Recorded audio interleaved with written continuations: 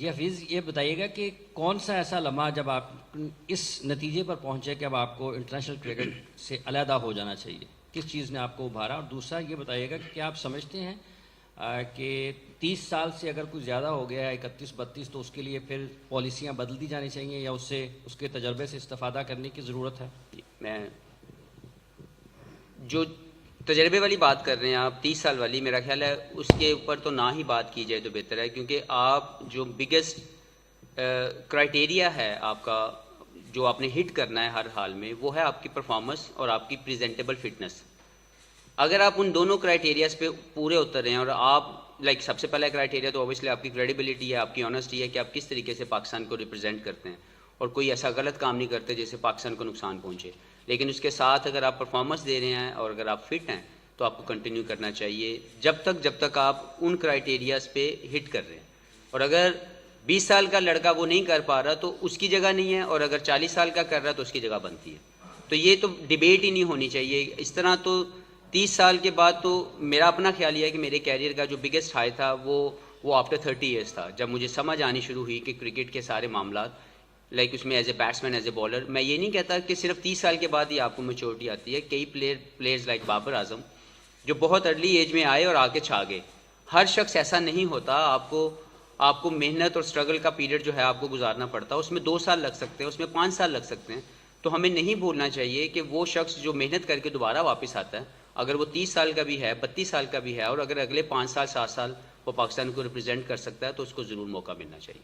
तो मेरा नहीं ख्याल कि इसमें उम्र का कोई ऐसा फैक्टर है। जी, मोमेंट मैंने 2018 के अंदर 2019 के वर्ल्ड कप के बाद मैंने ज़ाती तौर पर ये सोचा था कि शायद इसके बाद मैं पाकिस्तान ना खेल सकूं। लेकिन मुझे लगा फैमिली ने, बेगम ने, वो तो अभी भी नहीं चाहती, पर्सनली वो यही चाहती है कि आप खेलते रहें। लेकिन उसको भी समझाया कि ज़िंदगी का ये सफ़र है और इसके अंदर खुशियों के साथ अलहदगी ज़्यादा बेहतर है, ना कि किसी भी तरीके से तकलीफ़ के साथ इसमें से अलहदगी की जाए। तो मैं अपनी रिटायरमेंट को एंजॉय करना चाहता हूँ और हमेशा रहूँगा कि मेरी जो रिटायरमेंट है इसकी खुशियों के साथ मैं अलहदा हो जाऊँ। तो यही सोच थी मेरी पहले भी, अब भी। तो मैं पिछले 2 साल के अंदर 2020 में पहले ये T20 वर्ल्ड कप होना था, जो मैंने पहले भी बात कर चुका हूँ कि मेरी ख्वाहिश थी कि मैं पाकिस्तान के वर्ल्ड कप विनिंग स्क्वाड का हिस्सा बन सकूँ। यही सोच लेके जब मेरा 2019 के एंड के अंदर कम बैक हुआ तो 2020 मैंने इसी सोच के साथ खेला कि मैं इस साल वर्ल्ड कप खेलने के बाद अपने आप को इंटरनेशनल क्रिकेट से रिटायरमेंट ले लूँगा। ये मेरे दिल की बात है, मैंने किसी से शेयर नहीं की थी। लेकिन क्योंकि वो कोविड की वजह से 2021 में चला गया तो मैंने उसके लिए अपने आप को पुश करता रहा हर दिन कि मैं by criteria of fitness, by criteria of performance मैं कभी भी नीचे ना जाऊँ। और मैं खुश हूँ, शुक्रगुजार हूँ अपने उन तमाम ट्रेनर्स का भी जिन्होंने मुझे पुश किया टू रीच दैट लेवल और मेंटेन दैट लेवल। तो ये बात तो 2019 में मेरे दिमाग में थी कि मैं इसको छोड़ के साइड पे हो जाऊँ, लेकिन शायद आज वो वक्त था कि मैंने 2021 का वर्ल्ड कप भी खेला, उसमें कोशिश की, और जब वो नहीं पूरी हो सकी तो ऑब्वियसली एक मायूसी भी थी मेरे दिल के अंदर कि एक बड़ा बेहतरीन मौका जो हमारे पास था, जिसके अपनी पीक टाइम के ऊपर हमारी टीम खेल रही थी, अनफॉर्चुनेटली हम वो नहीं जी सके। देन आई डिसाइडेड, इसलिए जो नेक्स्ट अपॉर्चुनिटीज़ थी मैंने खुद उनको मना कर दिया कि I don't want to play that, क्योंकि मेरे दिलो दिमाग में वो चीज़ काफ़ी हद तक मिच्योर हो चुकी थी कि this is the time that I should leave. तो मैं क्योंकि बाहर चला गया उसके बाद लीग्स के लिए, तो वापस आया तो अब आके मैंने इसको इसीलिए ऑफिशियली अनाउंस कर दिया। हाफिज़, आपने पहले भी एक दफ़ा क्रिकेट छोड़, लेकिन साबिक हेड कोच मिसबाह उल हक ने कहा कि हमारे पास स्पिनर्स को खेलने के लिए अभी प्लेयर्स तैयार नहीं है, लिहाजा हमें हफीज़ और शुएब की बड़ी ज़रूरत है दोबारा टीम में आए।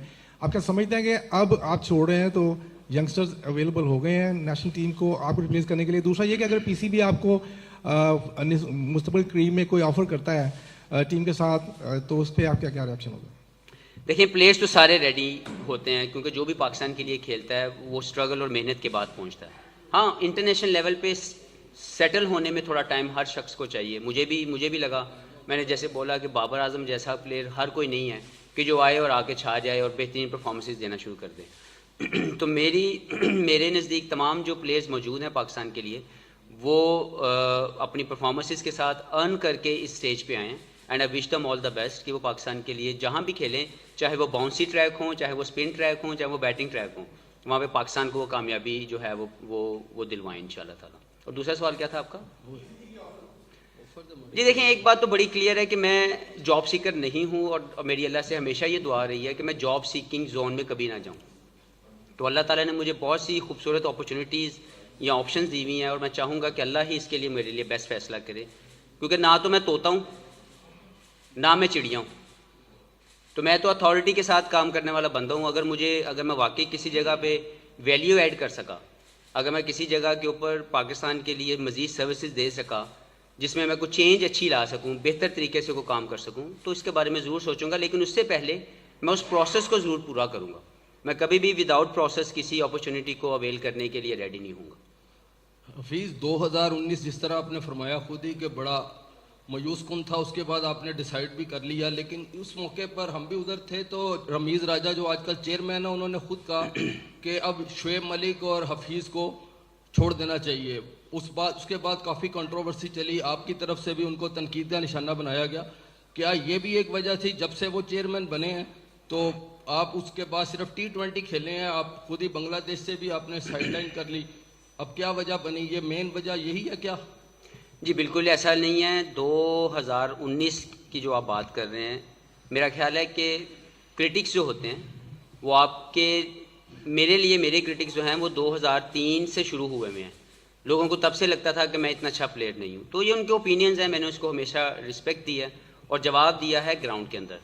तो क्रिटिक्स के तौर पर जो भी मेरे जो साथी रहे जिन्होंने मुझे एज ए क्रिटिक जो है उन्होंने तनकीद का निशाना बनाया, मैं उनको हमेशा इज़्ज़त देता हूँ और उनकी हमेशा इज़्ज़त जो है मेरे दिल में रहेगी। क्योंकि मैं ऐसा बंदा नहीं हूँ कि मैं किसी जो मेरे लिए अच्छा लिखे मैं या जो अच्छी बात करे मैं समझूँ कि वही ठीक है, और जो क्रिटिक्स हों मैं उनको गलत कहूँ, वो भी ठीक होते हैं और उनकी भी राय का एहतराम करना चाहिए। तो मेरे दिलो दिमाग में किसी भी तरीके से किसी इंडिविजुअल की वजह से ये फ़ैसला लेना नहीं है।